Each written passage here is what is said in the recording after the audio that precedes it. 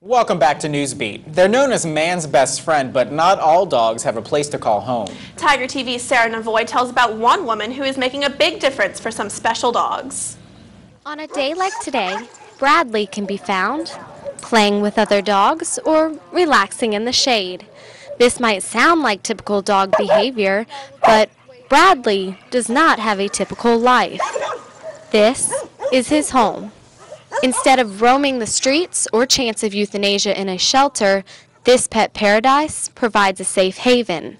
Bradley, along with 200 others, stay here and are taken care of until they are adopted by caring families.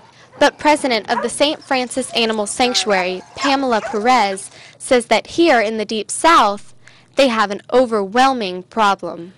There is not enough homes in the South, in our area, Louisiana, Mississippi, to adopt all of the dogs.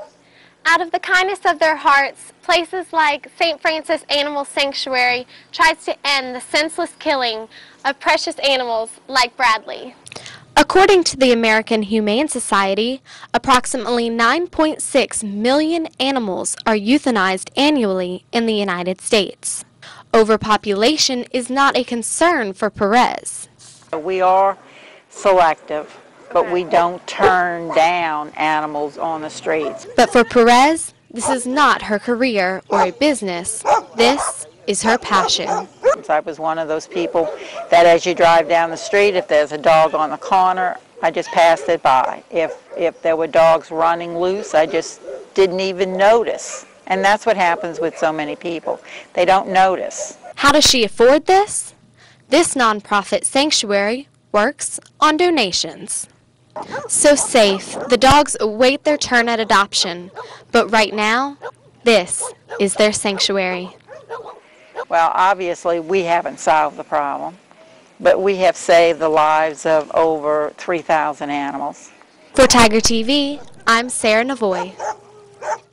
Perez employs about 11 helpers to make sure the dogs get the care they deserve. Have you ever met a person who made a 180-degree turn in their life? We have. Erica McManus introduces us to Johnny Carrier. He's like most LSU students. He spends his time studying, going to class, and keeping up with LSU football. But Johnny has a unique story. Graduating from high school, he started LSU in 2000. Then his life made a dramatic turn. When I got to LSU, I started venturing out into the party scene, and I began using drugs. And over the course of 3 to 5 years, I became an all-out drug addict. I was a drug dealer. Everything about my life was darkness. After hitting what Johnny calls rock bottom, he asked for help. He entered a rehabilitation center in Mississippi for 3 months, where he learned to deal with his demons. Now, Johnny chooses to commute from Opelousas to LSU to attend class.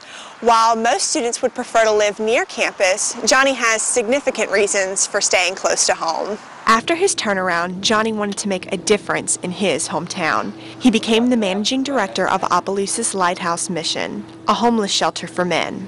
The mission of the shelter is to love the men with the love of God, to serve them, and to help them eventually become self-sufficient. The residents have a deep respect for Johnny, especially knowing his past. He's like a brother to me.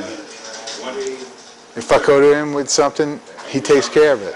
Johnny is also involved in Hope for Opelousas, a mentoring program for children. Johnny's heart is drawn to homeless people and kids in underprivileged areas because he's seen hopelessness before, and he's come out of it and through it, and he has hope now. A hope that makes Johnny Carrier's journey worthwhile. For Tiger TV, I'm Erica McManus. If you're interested in helping Johnny and would like to volunteer your time or donate money, you can find his email address on our website at tigertv.tv. We're joined now by Alexandra Cranford with a beautiful forecast, not only for now, but for the rest of the week. That's right. It's gorgeous out there right now, and it looks like it'll stay that way for a good long time. I'll have more coming up next here on Newsbeat.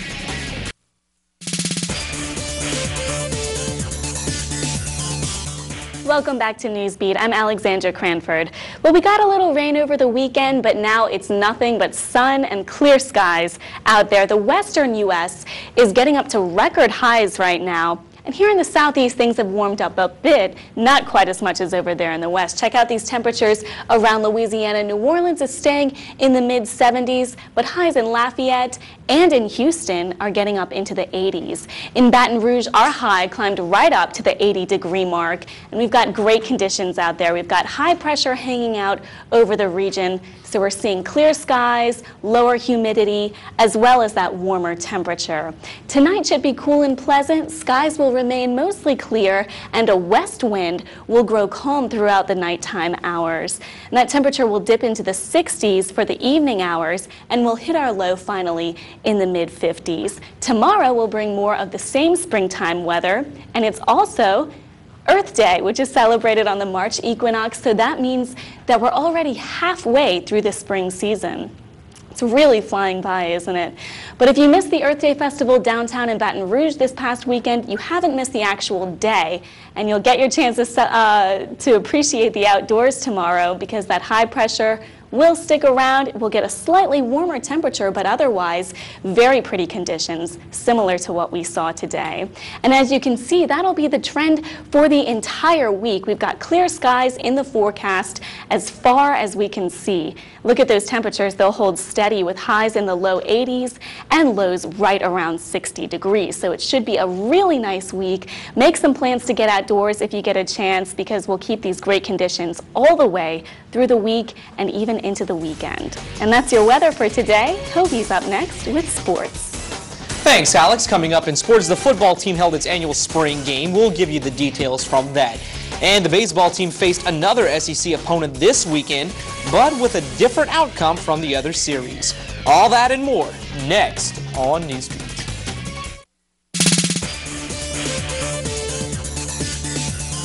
Welcome back to Newsbeat, everybody. Well, some scary news yesterday out of Miami, Florida, involving former LSU wide receiver Demetrius Byrd. Byrd is in the intensive care unit following a weekend car accident that left him in critical condition. Details of the accident remain sketchy, but an ESPN report says Byrd is expected to be okay and is now listed in stable condition. There's no word yet on his injuries. Byrd, who caught 37 passes for 513 yards and 4 touchdowns in the 2008 season, is a candidate for the NFL draft. Well, after winning every weekend series against SEC opponents this season, the streak has come to an end this weekend for the LSU baseball team as they fell to Tennessee 2-1. The Tigers got off to a good start on Friday with Anthony Ronaldo on the mound as they demolished the Vols 18-3 and took game 1 of the series. But on Saturday, the Tigers recorded 5 errors for the game and fell to the Vols 7-5. And it was the same story in the Tigers matchup on Sunday against the Vols as they gave up the win and the weekend series by a score of 9-4. Tonight, the Tigers will try to put the pieces back together as they take on Southeastern in Ally Box Stadium at 6:30. Well, the ladies of the Diamond didn't have much luck in the SEC this weekend either, as they were swept in a weekend series by #1 Florida. The Lady Tigers couldn't get a thing going this weekend as they didn't score a single run against the Gators. Tomorrow night, the Lady Tigers will head over to Cowgirl Diamond to take on McNeese in Lake Charles. Well, Tiger Stadium played host this weekend to the LSU football team's annual spring game. The white team totally obliterated the purple team to get the 27-0 victory. The game also gave way to Tiger fans' first look at highly touted freshman quarterback Russell Shepard. Stay tuned to Tiger TV later this afternoon as Sports Showtime breaks down the entire spring game for you.